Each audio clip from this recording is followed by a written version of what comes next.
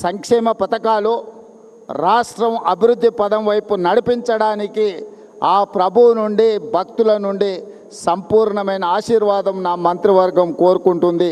మీ అందరి ఆశీర్వాదం ఉండాలి. ఈ ప్రభుత్వం 10 కాలాల పాటు వర్ధిల్లాలి.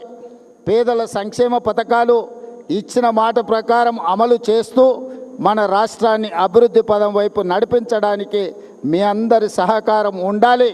మెదక్ జిల్లా అభివృద్ధి విషయంలో, ఈ ప్రాంత అభివృద్ధి విషయంలో ప్రభుత్వం చిత్తశుద్ధితోని ముందుకు వెళ్తుంది.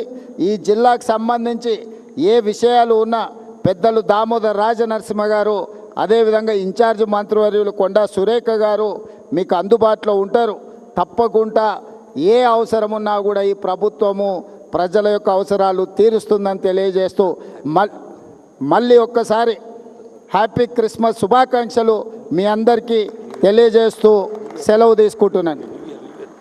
అదేవిధంగా ఈ నూతన సంవత్సర శుభాకాంక్షలు మీ అందరికి కూడా, భక్తులందరికీ కూడా తెలియజేస్తున్నాను. ధన్యవాదాలు మిత్రులారా.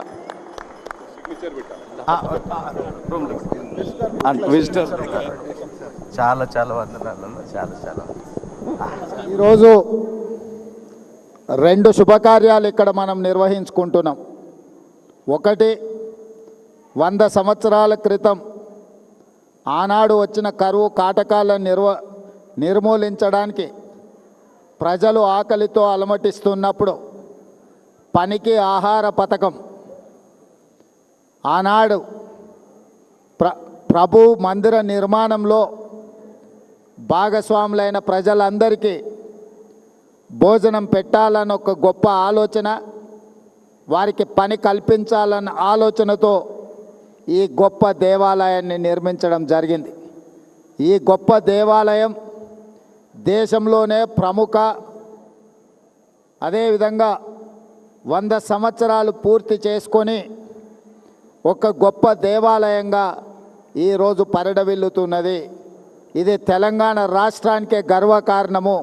ఈరోజు దేశంలోనే గొప్ప చర్చుగా మన మెదక్ చర్చు కీర్తింపబడుతున్నది అని అంటే 100 సంవత్సరాల నుంచి భక్తులు దీన్ని అద్భుతంగా నిర్వహించడం వల్ల ఈరోజు దేశ స్థాయిలోనే మనకు గుర్తింపు వచ్చింది.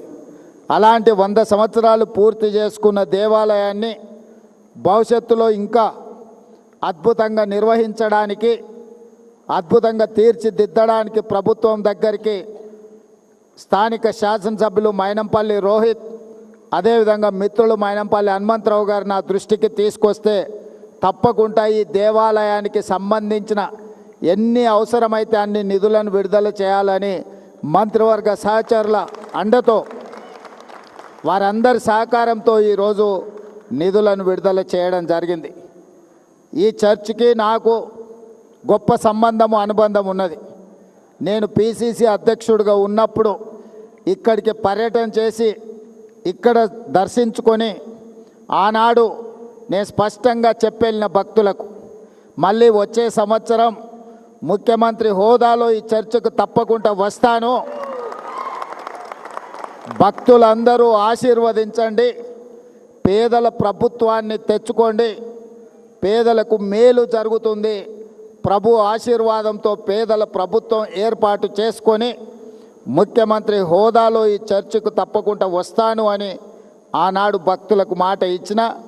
ఈరోజు చర్చ్ నిర్మాణం 100 సంవత్సరాలు పూర్తి చేసుకున్న సందర్భం, అదేవిధంగా క్రిస్మస్ పండుగ కూడా భక్తులందరి సమక్షంలో